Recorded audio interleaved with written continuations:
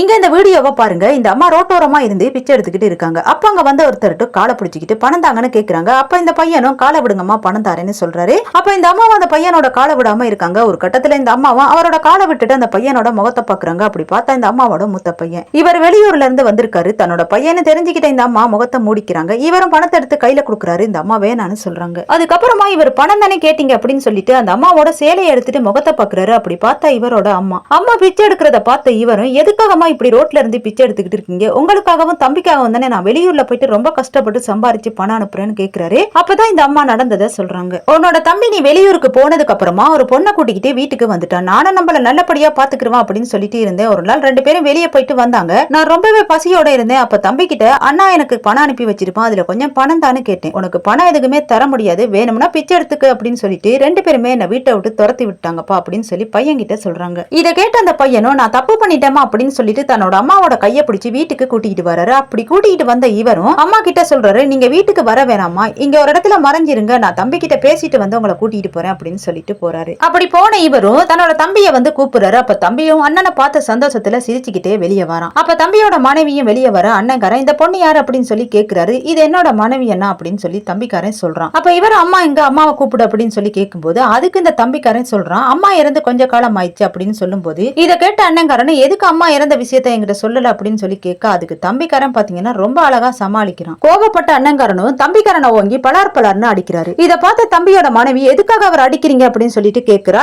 அண்ணன்காரனும் நீ வாய மூடு, நீ எதுவும் பேசாத, நீ எல்லாம் ஒரு பொம்பளை அப்படின்னு சொல்லிட்டு தம்பியை பார்த்து நீ அம்மாவும் சந்தோஷமா இருக்கத்தான் நான் வெளியூர்ல போயிட்டு சம்பாரிச்சு பணம் அனுப்பி வச்சேன். ஆனா நீ கல்யாணம் பண்ணிக்கிட்டு பொண்டாட்டி பேச்சை கேட்டுக்கிட்டு பெத்த தாய ரோட்ல பிச்சை எடுக்க விட்டுட்டு அம்மா இறந்து போயிட்டாங்க அப்படின்னு சொல்லி போய் சொல்றேன். உன்னோட மனைவிக்கு கட்டத்துக்கு நல்ல சேலை வாங்கி கொடுத்துருக்கு. ஆனா அம்மாவோட சேலையை பாரு எப்படி கிழிஞ்சு தொங்குது. இதை கட்டிக்கிட்டு ரோட்ல இருந்து பிச்சை எடுத்துக்கிட்டு இருக்காங்க. நீ எல்லாம் ஒரு மகனா இருக்க தகுதி இல்லாதவன், வெளியே போடா நாயே அப்படின்னு சொல்லி தம்பியையும் தம்பியோட மனைவியையும் வீட்டை விட்டு துரத்தி விடுறாரு. அதுக்கப்புறமா தன்னோட அம்மாவை கூட்டிக்கிட்டு வீட்டுக்குள்ள போறாரு.